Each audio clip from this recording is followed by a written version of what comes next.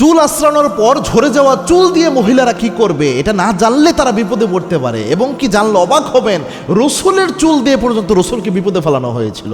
কেন imagine that, আল্লাহর নবী যিনি উলুল আজম পাইগাম্বর, তার চুল মোবারক দিয়ে পর্যন্ত তাকে বিপদ ফেলানো হয়েছে। আপনি সূরা ফালাক সূরা নাসের তাফসির দেখেন, তাফসির ইবনে কাসিরে আল্লামা ইমাদ ইবনে কাসির রাহিমাহুল্লাহ কত চমৎকারভাবে এই জিনিসটা কোট করেছেন। আল্লাহর হাবিবের চুল মোবারক নিয়ে লাবিদ বিন আসাম নামে একজন জাদুকর তিনি জাদু করেছিলেন। এই জাদুর প্রভাবে আল্লাহর হাবিব প্রায় সময় অসুস্থ হয়ে থাকতেন। প্রায় সময় আল্লাহর হাবিব সাল্লাল্লাহু আলাইহি ওয়াসাল্লাম নামাজে দাঁড়াতেন যখন, আল্লাহর হাবিব প্রায় সময় সূরা ভুলে যেতেন, সূরার মধ্যে প্যাচ লেগে যেত। আবার আল্লাহর হাবিব অসুস্থ হয়ে যেতেন, প্রায় সময় জিবরিল আমিন আল্লাহর হাবিবকে এসে বললেন, ইয়া রাসূলুল্লাহ, আপনার চুল মোবারক নিয়ে চুলের মধ্যে 11টা গিট দিয়েছে, 11টা গিট দিয়ে একটা কূপের মধ্যে ফেলে রেখেছে জাদু করে। আল্লাহর হাবিব তখন ওই চুলটা উঠালেন, ওই চিরুনিটা সহ চুলটা উঠালেন, উঠাই আল্লাহর হাবিব সূরা ফালাক এবং সূরা নাসের 11টা আয়াত তেলাওয়াত করলেন। সাথে সাথে জাদুর 11টা গিট সাথে সাথে খুলে গেল। চিন্তা করতে পেরেছেন, আল্লাহর হাবিবের উপর পর্যন্ত জাদু করা হয়েছে চুলের মাধ্যমে।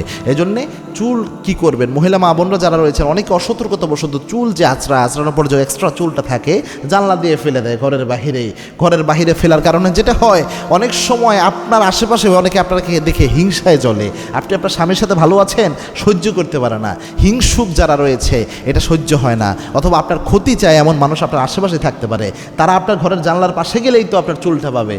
এই চুল একটা চুল নিয়েই তারা ব্ল্যাক ম্যাজিক করে আপনার সংসারে 12টা বাজায় দিতে পারে। এজন্য খুব সাবধান। এজন্য যেটা করবেন, চুলগুলো পুঁতে ফেলতে পারেন, অথবা এমন কোনো জায়গায় ফেলবেন যে জায়গায় সাধারণ মানুষ আপনাকে আইডেন্টিফাই করতে পারবে না যে চুলটা কার, এইভাবে আইডেন্টিফাই করতে পারবে না। গোপনে রাখবেন, এক জায়গায় জমা করে, একটা শপিং ব্যাগে বা যে কোনো জায়গায় জমা করে আপনি একবারে দূরে ফেলে দিলেন, অথবা এমন জায়গায় ফেললেন যাতে ওটা আর বের করে নেওয়া না যায়, এই কাজটা করবেন। পাশাপাশি নিজের শরীরকে বন্ধ রাখবেন।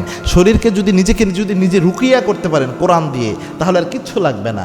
নিজেকে নিজে রুকিয়া করবেন, আয়াতুল কুরসি পড়বেন, 3 কুলের আমল করবেন, সূরা বাকারার শেষ 3 আয়াত পড়বেন, মাসনুন যে দোয়াগুলো রয়েছে এগুলো দিয়ে নিজেকে নিজে ঝাড়ফুঁক করবেন। ইনশাআল্লাহ যাবতীয় বিপদ থেকে আল্লাহ আপনাকে হেফাজত করবে।